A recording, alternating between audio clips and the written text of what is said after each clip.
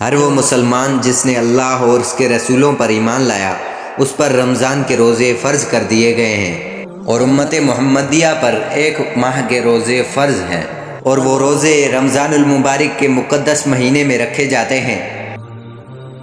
تفسیر اور احادیث سے یہ پتہ چلتا ہے کہ امت محمدیہ سے پہلے بھی دوسروں کی امتوں پر روزے فرض کیے گئے تھے، لیکن وہ مختلف طریقوں اور مدتوں کے ساتھ فرض کیے گئے تھے، جس کا ذکر اگلی امتوں کے کتابوں اور احادیث سے ملتا ہے۔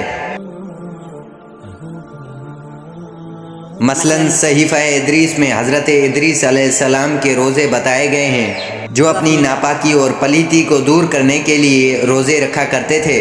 توریت میں درج ہے کہ حضرت موسیٰ علیہ السلام نے پہاڑ کے نیچے 40 دن تک روزے رکھے۔ حضرت زکریہ علیہ السلام اور بی بی مریم کے بھی روزوں کا ذکر ملتا ہے، اور ان کے روزوں کا ذکر قرآن مجید اور انجیل میں ملتا ہے۔ اسی طرح حضرت داؤد علیہ السلام اور حضرت سلیمان علیہ السلام کے روزوں کا بھی ذکر ملتا ہے۔ ظہور اسلام سے قبل مشرکین مکہ بھی روزہ رکھا کرتے تھے، اور ان کے قوانین مختلف ہوا کرتے تھے۔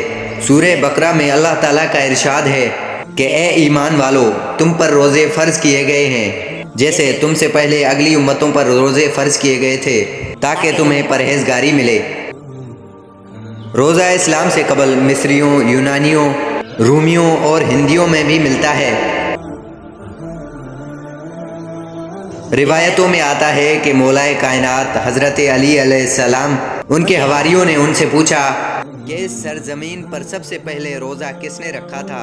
لہٰذا باب العلم حضرت علی علیہ السلام نے جواب دیا کہ اس سرزمین پہ حضرت آدم علیہ السلام نے سب سے پہلے روزہ رکھا۔ حضرت آدم علیہ السلام پر ہر مہینے کے ایام بیس یعنی کہ 13، 14 اور 15 تاریخ یعنی کہ 3 روزے فرض تھے۔ یہ سلسلہ ان کے بعد انبیاء میں یوں ہی چلتا رہا۔ حضرت نوح علیہ السلام عید الفطر اور عید الاضحیٰ کے بعد ان کے علاوہ وہ ہمیشہ روزہ رکھا کرتے تھے۔ اسی طرح حضرت داؤد علیہ السلام ایک دن روزہ رکھ کر ایک دن چھوڑتے تھے۔